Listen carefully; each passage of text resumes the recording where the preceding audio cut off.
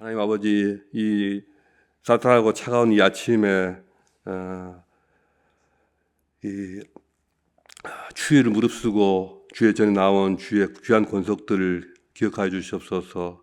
아버지, 저희가 드리는 작은 기도들을 주께서 받아 주시옵소서. 저희의 간구를 멸시치 말아 주시옵소서. 주께서 응답하여 주시옵소서. 하나님 아버지, 간구하오니 아버지, 저희의 작은 시름소리와 같은 저희의 기도들이 주께 연락되며 상달되어서 아버지, 이 땅 가운데 아버지 하나님 나라가 확장이 되게 하시고 저희 마음속에 늘 주의 영이 약동하게 하여 주시옵소서. 늘 저희가 주님의 뜻을 분별하며 순종하는 저희 삶으로 이끌어 주시옵소서. 이 교회가 주님을 기쁘시게 하는 교회가 되게 하여 주시옵소서. 하나님 아버지, 이 아침에 저희의 귀를 저희가 열어 주의 말씀을 듣게 하시며 또 마음으로 주의 말씀을 받게 하여 주시옵소서. 예수 그리스도 이름으로 기도합니다. 아멘.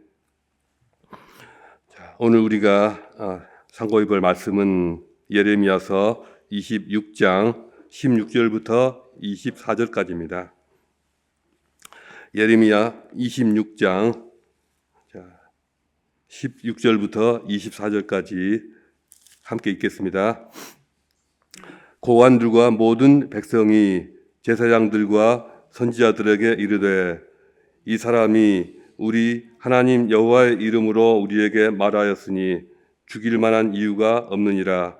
그러나 그 지방의 장로 중 몇 사람이 일어나 백성의 온 회중에게 말하여 이르기를 유다의 왕 히스기야 시대에 모레셋 사람 미가가 유다의 모든 백성에게 예언하여 이르되 만군의 여호와께서 이와 같이 말씀하셨느니라.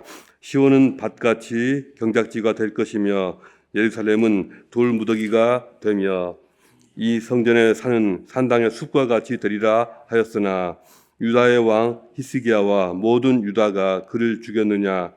히스기야가 여호와를 두려워하여 여호와께 간구하며 여호와께서 그들에게 선언한 재앙에 대하여 뜻을 돌이키지 아니하셨느냐. 우리가 이같이 하면 우리의 생명을 스스로 심히 해롭게 하는 것이니라. 또 여호와 이름으로 예언한 사람이 있었는데 곧 기럇 야림 스마야의 아들 우리야라. 그가 예레미야의 모든 말과 같이 이 성과 이 땅에 경고하여 예언하며 여호야김 왕과 그의 모든 용사와 모든 고관이 그의 말을 듣고서 왕이 그를 죽이려 하며 우리야가 그 말을 듣고 두려워 애굽으로 도망하여 간지라. 여호야김 왕이 사람을 애굽으로 보내되 곧 악볼의 아들 엘라단과 벳사람을 함께 애굽으로 보냈더니 그들이 우리야를 애굽에서 연행하여 여호야김 왕에게로 그를 데려오매 왕이 칼로 그를 죽이고 그의 시체를 평민의 묘지에 던지게 하니라. 사반의 아들 아히감의 손이 예레미야를 도와 그를 백성의 손에 내어주지 아니하여 죽이지 못하게 하니라. 아멘. 오늘 나눌 말씀의 제목은 어떤 것이 하나님의 음성인가입니다. 예레미야서는 작년에 우리가 다 나누지 않았는가 이런 생각을 하실 수가 있습니다. 혹시 그런 생각 하지 않으셨습니까? 그런데 작년에 우리가 나눴던 것은 예레미야 전반부 1장부터 25장까지였습니다. 어제부터 우리가 예레미야서 후반부, 그러니까 예레미야 26장부터 50장까지를 7월과 8월 2달 동안 나누게 될 텐데요. 예레미야 1장부터 25장까지 상반부는요, 예레미야가 전파한 하나님의 설교를 차례대로 모아놓은 것입니다. 그리고 우리가 이번에 나누게 될 예레미야서 후반부는 사건들 위주로 해서 차례대로 기록이 된 것입니다. 그러다 보니 작년에 나눴던 말씀이 올해도 어떤 부분은 좀 반복이 되는 경우가 있습니다.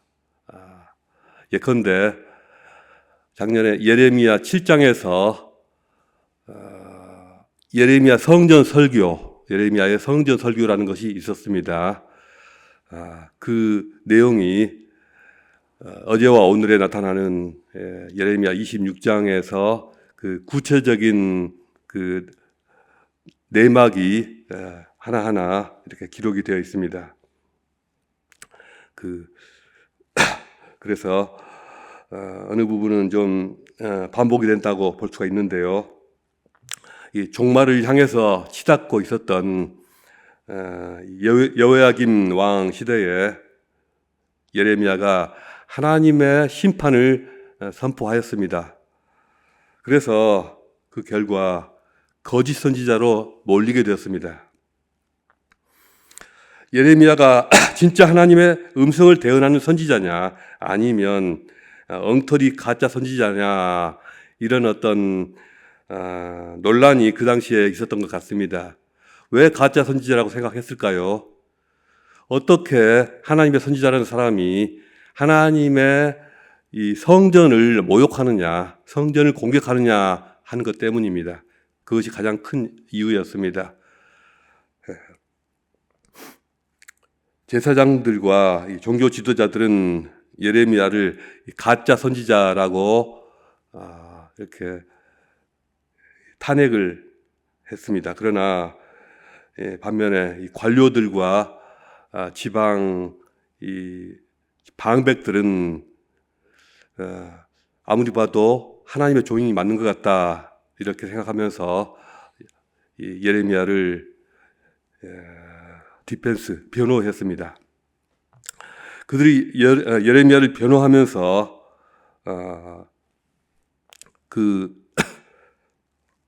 한 가지 이제 말을 한 게 히스기야 시대에 활동했던 선지자 미가의 경우를 거론하고 있습니다. 미가 선지자는 예루살렘은 폐허더미가 되고 성전사는 쑥대밭이 될 것이라고 히스기야 시대에 일찌감치 예언을 했습니다. 그런데 그 예언을 들은 히스기야 왕은 놀랍게도 여호와 하나님을 두려워하면서 자기 스스로 회개할 뿐만 아니라 백성들에게 회개하도록 이끌었습니다. 그리하여 하나님의 인정을 받았던 것이죠. 또 다른 경우는 여호야김 왕 때에, 즉 이 예레미야와 거의 같은 시대에 우리야 선지자가 있었습니다. 그도 역시 예루살렘에 임할 심판을 예고하였습니다. 이 미가 선지자의 경고를 듣고 돌이켰던 히스기야와는 달리 이 여호야김 왕은 화가 나서 이 우리야 선지자를 애굽까지 추격을 해서 기어코 붙잡아서는요 칼로 찔러 죽였습니다. 그리고 그에 합당한 예를 취하지 않고 일반 평민들이 묻히는 그런 무덤에다가 같이 묻어버렸습니다. 성경이 이 두 가지 경우를 거론하고 있는 것은 하나님의 음성을 알아듣는 일이 쉽지 않다는 것을 말하기도 하고요. 또 한편으로는 너희가 히스기야처럼 하나님의 말씀을 듣고 히스기야의 길로 행할 것인가, 아니면 여호야김 왕의 길로 행할 것인가, 너희는 어느 길로 행할 것인가를 촉구하는 그런 말씀이기도 합니다. 어떤 것이 하나님의 음성인지를 올바로 판단하고 또 그 말씀에 합당하게 반응하는 것은 결코 쉬운 일이 아닙니다. 그런데 무엇보다도 이 관건은 그 사람의 자세가 문제입니다. 듣는 사람의 자세가 문제인 것이죠. 듣고자 하는 자가 어찌하든지 이 하나님의 말씀을 듣고자 하는 그 마음이 있다면 하나님의 음성을 들을 수가 있기 때문입니다. 성경적인 의미에서 선지자 혹은 예언자는 쪽집게처럼 미래를 맞추는 사람을 말하는 것이 아닙니다. 선지자는 이미 정해진 어떤 운명을 알려주는 점쟁이가 아니라 하나님이 기뻐하시는 올바른 길을 알려주는 사람이 하나님의 예언자입니다. 너희가 어떤 선택을 했을 때 어떤 미래가 찾아올 것이다. 이런 선택을 하면, 이런 순종을 하면 이런 아름다운 길이 있을 것이고, 또 너희가 불순종하면 저런 어려움이 기다리고 있을 것이다. 그것을 보여주는 사람. 너희는 그러면 어떤 선택을 할 것인가? 믿음으로 결정하라. 이것을 확실하게 보여주면서 촉구하는 사람. 그 사람이 예언자이고 선지자이고 또 그 말이 예언인 것입니다. 그런 의미에서 담임 목사님이나 저와 같은 설교자들이 예언자가 될 수 있지만 또 여러분들도 또 어떤 의미에서 서로에게 예언자가 될 수 있습니다. 설교자가 많은 기도를 하고 단상에 오르면 설교 중에 나가는 어떤 말들이 듣는 누군가의 마음에 꽂혀서 제대로 꽂혀서 그가 하나님 앞으로 나가게 하는데 결정적인 도움이 되게 할 수 있습니다. 또 마을 모임에서 나눔의 시간에 어떤 생각이 떠올라서 그것을 서로가 나누는데 다른 형제자매의 마음에 그 말이 확 와 닿아서 하나님의 음성으로 들릴 수가 있습니다. 이런 일은 기도하는 사람에게 있는 일입니다. 기도하지 않는 사람에게는 이런 일은 쉽게 찾아보기 어렵습니다.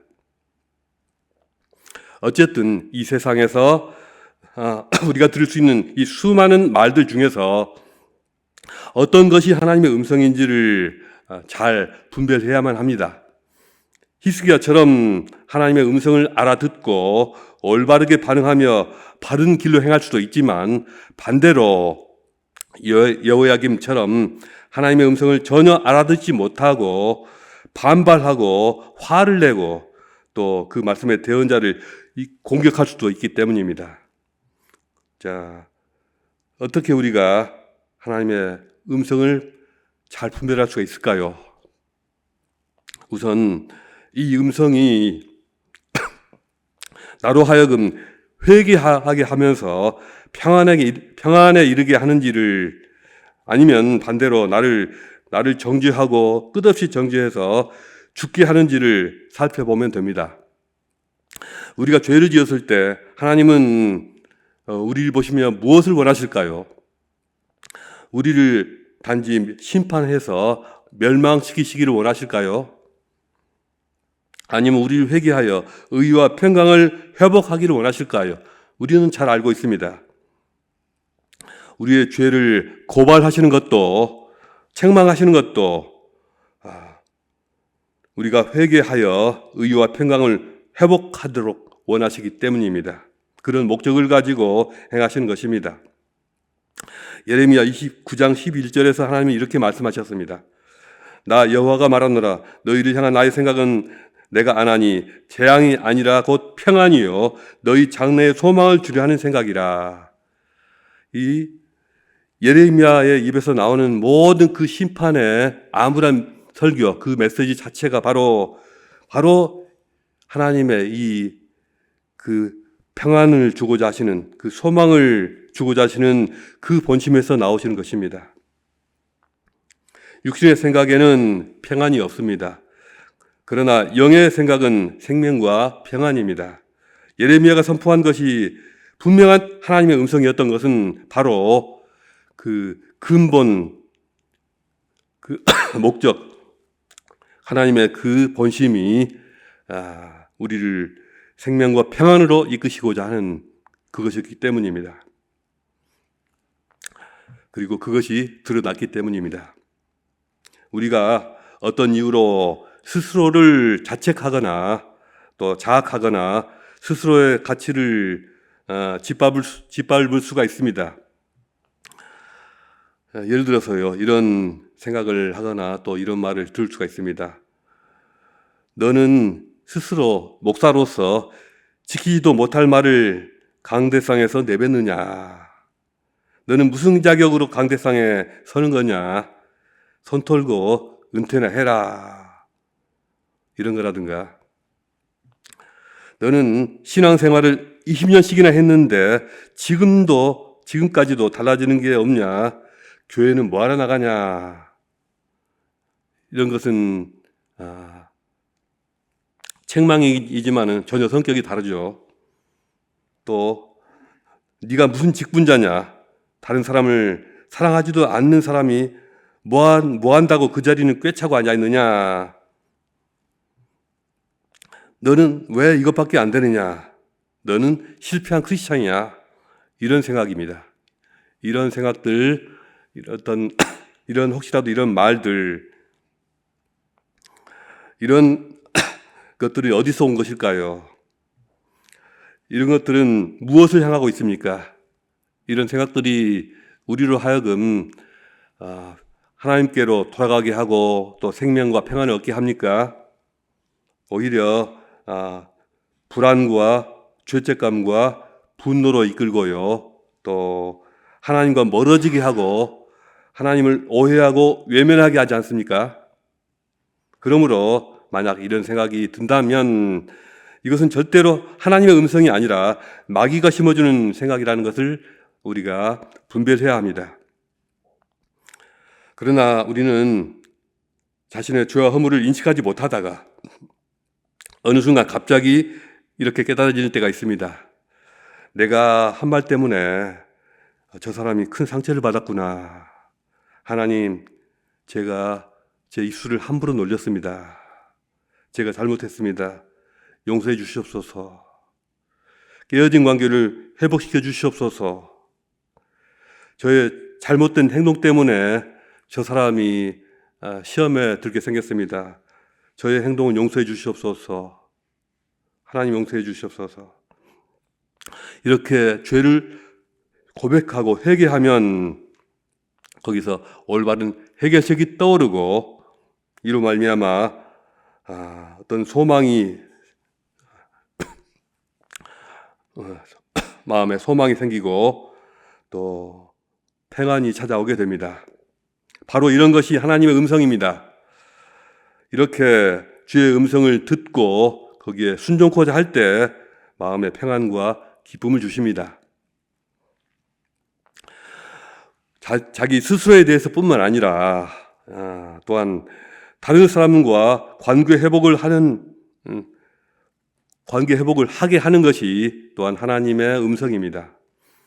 마태복음 5장 23절 24절에서 주님은 말씀하시기를 그러므로 예물을 제단에 드리다가 거기서 내 형제에게 원망 들을 만한 일이 있는 것이 생각나거든 예물을 제단 앞에 두고 먼저 가서 형제와 화목하고 그 후에 와서 예물을 드리라고 하셨습니다. 먼저 그 사람과 화해를 한 후에 비로소 그때 와서 예배를 드리라고 할 정도로 주님은 우리들 사이에 화목을 중요하게 말씀하셨습니다. 그러므로 화목의 관계, 화해의 관계, 또 사랑의 관계를 가져오게 하는 것이 하나님의 음성일 수밖에 없습니다.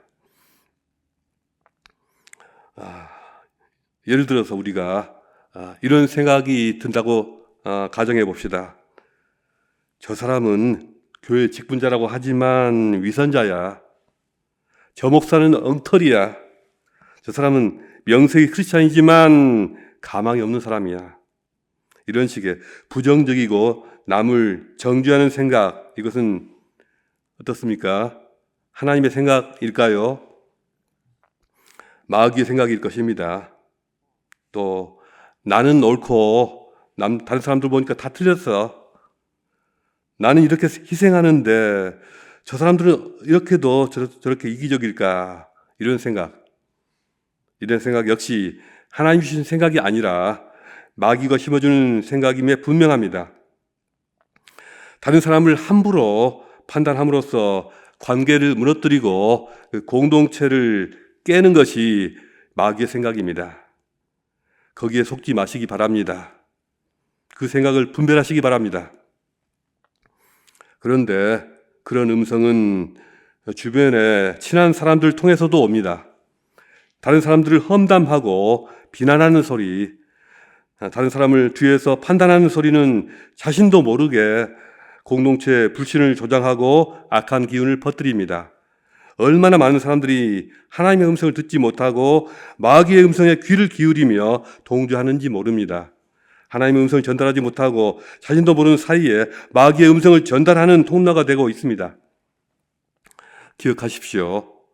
다른 사람을 험담하고 비난함으로써 공동체를 망가뜨리는 것은 하나님의 음성이 아니라 사단의 음성입니다.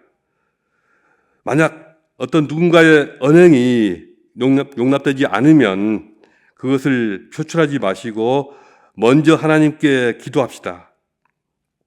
누군가에 대한 부정적인 말을 들으셔도 먼저 기도합시다. 어떤 직분자가 이해되지 않는 모습을 보이면 왜 저럴까 하는 생각이 만약 든다면 먼저 그분을 위해서 기도합시다. 앉은 자리에서뿐만 아니라 움직이거나 대화하는 자리에서도 먼저 기도합시다.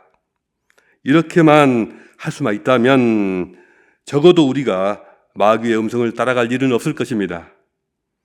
이것이 우리 모두의 확고한 신앙적 습관으로 자리 잡을 수 있기를 주님의 이름으로 축복합니다. 마지막으로 어떤 생각이나 일이 성경의 가르침과 부합되지 않으면 우리는 그것이 하나님의 음성에서 온 것이라고 믿어서는 안 됩니다. 하나님은 성경에 어긋나는 그러한 음성을 들려주지 않으십니다. 성경 자체가 하나님의 음성인데 어떻게 성경의 가르침과 어긋나는 또 다른 말씀을 하시겠습니까? 예레미야가 선포한 이 성전에서의 설교가 하나님의 음성이었던 것은 그 메시지가 신명기 말씀을 비롯해서 구약의 이 수많은 이 율법의 말씀들과 정확히 일치했기 때문입니다. 예수 그리스도가 하나님의 말씀이셨던 것은 구약 성경의 모든 말씀들과 다 일치되며 또 그 말씀들을 완전하게 하셨기 때문입니다. 그러나 물론 마귀도 성경을 인용하기도 하고요. 또 그 성경을 인용할 때 살짝 비틀어서 이상하게 적용을 하게 만듭니다. 실제로는 잘못된 생각이나 잘못된 말을 또 잘못된 행동을 성경으로 합리화시키는 경우가 의외로 많습니다. 예를 들어서 이런 것이죠. 야, 다윗을 봐. 다윗도 그랬잖아. 다윗도 밧세바와의 관계에서 자식도 낳고 나중에 솔로몬을 낳아서 왕까지 시켰잖아. 이런 식으로 자신의 죄를 합리화하는 사람들이 있습니다. 그것은 성경에서 있었던 일을 들먹이지만요. 사실은 성경의 가르침과 계명의 말씀들을 파괴하는 행동임을 누구나 알 수 있습니다. 하나님은 성경을 통해서 교훈을 주시고 그 내용에 반대되는 일을 하라고 말씀하시지 않습니다. 성경에 쓰여진 것과 같은 일이라고 해서 무슨 일이든지 정당화되는 것은 아닙니다. 무슨 일이든지 목적도 성경적이어야 하지만 그 수단과 방법도 성경적이어야 합니다. 하나님은 아주 세밀한 것들을 통해서 일하시며 사단 역시, 이 마귀 역시 아주 디테일한 것들을 사소한 것들을 잘 조정하여서 그것들을 가지고서 우리들 가운데 일합니다.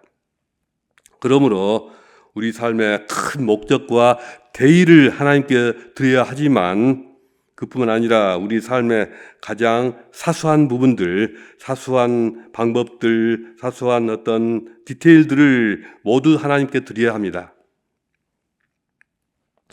우리가 하나님의 음성을 듣는 것은 그렇게 복잡하거나 어려운 일만은 아닙니다. 사실 그렇습니다.